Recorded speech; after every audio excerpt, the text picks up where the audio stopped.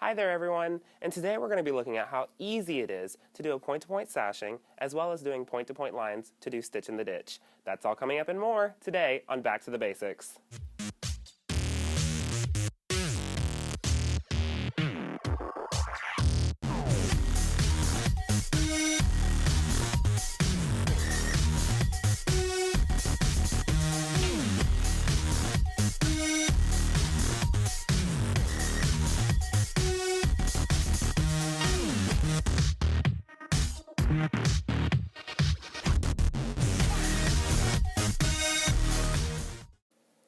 So the first thing that we're going to look at today is how easy it is to do a point-to-point sashing on our quilt using our Statler Stitcher. Now, there's two different ways to do it. You can either do it on the computer or with the machine. For this example, we're going to do it with the computer, because later on in a future segment, I'm going to show you how easy it is to do with the machine. The first thing that we're going to do is create a boundary around our point-to-point sashing. So if we click the Create a Boundary icon here at the top left, it's going to instruct us to click boundary point 1, and this is the time that we're actually going to use our machine. So we're going to take it to that bottom left of our sashing here. There it is. Take it over here to the bottom right. Come up here to the top right.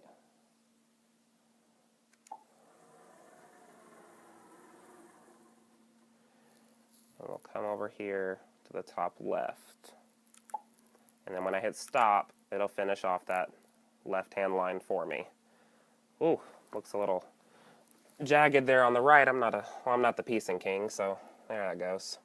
So if you look on the top row of your icons here, and I have a little error on my side because we're filming on a screen, so it shrinks down a little bit.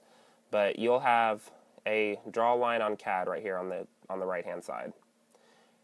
If you click on that, your cursor is going to turn into a plus sign. Now, with this pattern that we're using particularly for our sashing, it starts and ends on the bottom. So I'm going to make my line across the bottom of my boundary. If you had a pattern that started and ended in the middle, you would make your line across the middle. Or if you have one that starts and ends on the top, you would make one on the top. So we're going to left click over here on the bottom left for this pattern type. We're going to come over here to our bottom right and left click. And now you can barely see it. I'll zoom in. You can barely see it right here that line is green. To finish off your line, you always need to do a right click, and that will complete that line. So if I right click, it'll finalize my line for me. So that way if I wanted to go in and do more lines, I can. But the first thing you have to do is hit that right click to finalize that line in. So I'm going to get rid of this one because we don't need it. Zoom out back for us. So we have our line right here, and I'm going to click on that line that we just made. So it's faintly a pink color. And I actually do want to check the measurements of the height of my sashing because I can't remember what it was. So what I'm going to do is with the measuring tape up here, I can click on that. And I'm going to use my machine for this one so I can get an exact measurement just in case my boundary was a little off. I'm going to go to the top of my sashing and click OK. And bring it down to the bottom and click OK. So that shows me that it's about 3 inches, 2.94. So if I click cancel, it'll get me out of that. And if I click on the pattern over here on the left, it'll bring up the pattern properties. And I can see that the height of my pattern right now is 5 inches. Well, that's not going to fit completely in my sashing, so if I change that to, let's say, 2.5, and I click enter, it'll automatically change the width for me. So I don't have to worry about that. I can just type in my height, or vice versa. If you type in your width, it will change your height for you. So with my pattern properties changed to make it that 2.5 height, my line's still highlighted pink.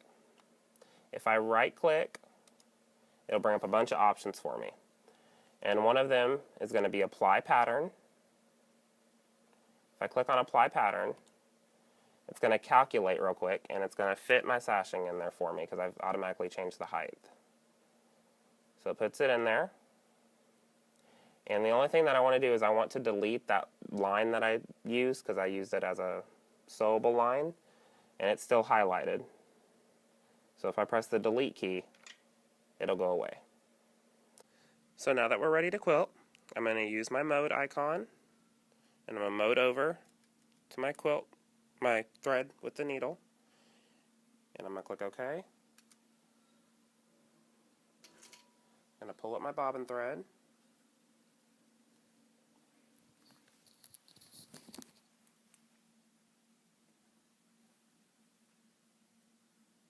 and hit OK.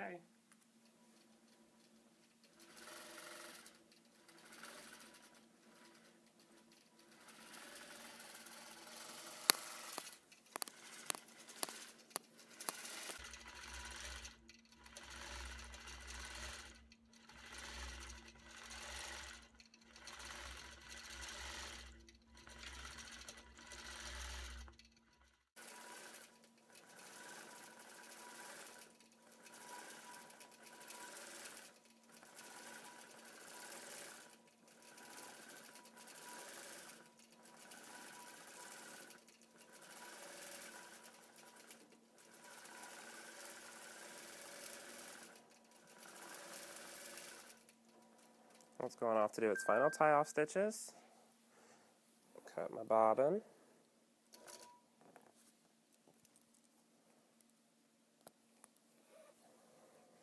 I'll move it out of the way over here. So that was a quick point-to-point sashing. It's really, really, really simple, and it just fits in there beautifully. So now that we have our sashing done, I'm going to show you how easy it is to do a stitch in the ditch with your Statler using the point-to-point feature.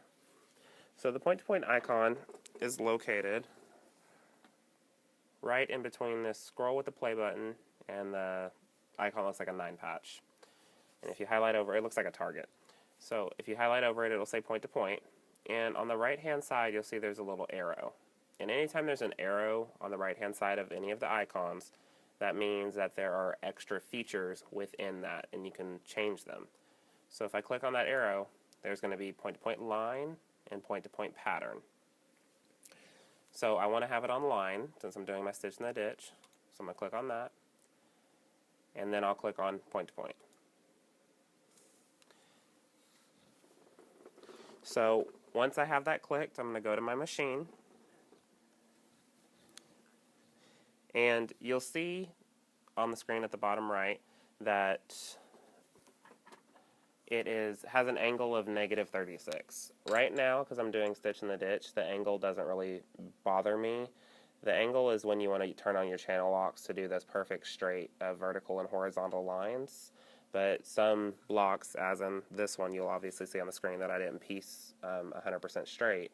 The channel locks won't be any help for me because it's going to be straight lines while my piecing is not straight. So you don't have to worry about the angle unless you want to do perfect straight horizontal or vertical lines. So what I'm going to do is I'm going to come up here to the top left of my block with my machine, and I'm going to start by making multiple points because I can see right now that this is not very straight. Make multiple points in the ditch with my machine by clicking OK, which is the bottom left or bottom right button on your keypad. So I'm just going to start making multiple clicks.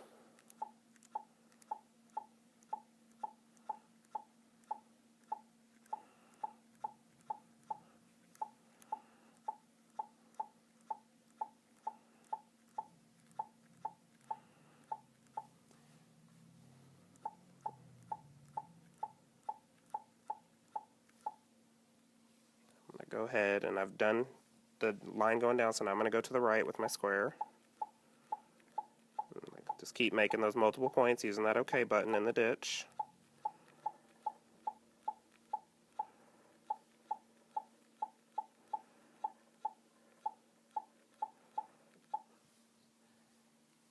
Now I'm going to go up the right side of my square here.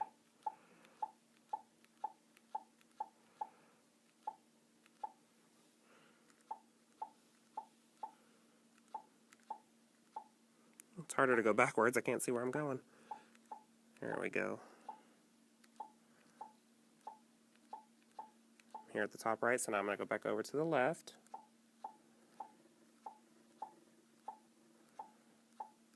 Ooh, that was a little off.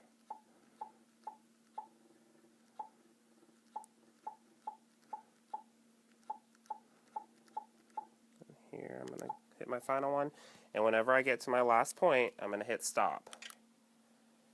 And to get out of point to point, I can do shift and exit. Oh yeah, look at that square. That's a it's definitely not a square. I'll stick to the quilting. I wouldn't ask me to do the piecing for anybody.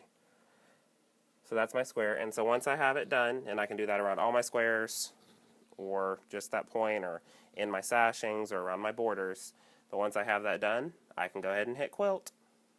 So I'm going to mode over to my quilt icon, 1, 2, 3, and I'm going to hit select. Just going to move into that top left point, and I'll bring up my bottom thread, and hit OK. Now with point to point, it's going to automatically start at 10%. That's a controller definition feature. You can change that in your controller definitions when you get more advanced with it to make it go faster with the speed, or you can change that with your keypad here at the top left. You can increase or decrease the speed. Now normally you wouldn't use this contrasting of a thread. You would normally use the same color thread to do a stitch in the ditch, but since we're on camera, I wanted y'all to be able to see it. So I used a brighter thread. I'm going to speed it up just a little bit. And also remember, with you don't have to do as many points as I did. I just did multiples because I knew my piecing wasn't that straight. So I did a couple extra.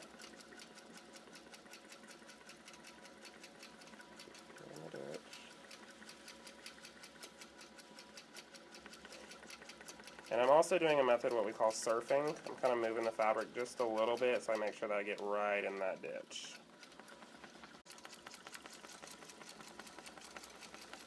I'm getting a little closer to my fabric here. I'm doing what we call surfing. I'm kind of moving the fabric around a little bit to get right in that ditch. And yeah, my piecing is definitely not straight, but that's okay. We're all family here. We can all joke with each other. Right here, I'm just going to make this turn.